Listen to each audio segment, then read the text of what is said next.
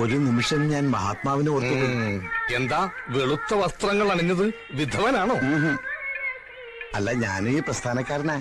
കണ്ണിക്കണ്ട കള്ളനും കുള്ളനും കൊള്ളക്കാർക്കും പിടിച്ചവർക്കാർക്കൊക്കെ ധരിക്കാവുന്ന വസ്ത്രമായി മാറിയിരിക്കുന്നു ഇത്.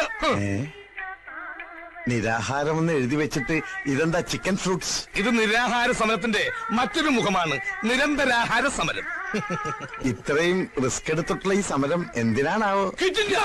വിദേശ ബീജത്തെ ഒറ്റപ്പെടുത്തുക, എന്താ നാടും കൊണ്ട് നാട് നന്നാക്കുക.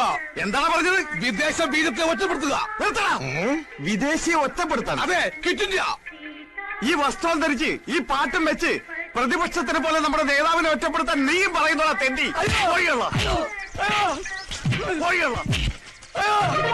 അയ്യോ, ഞാൻ അത്രയും ഓർത്തില്ല. നീ മിണ്ടരുത്.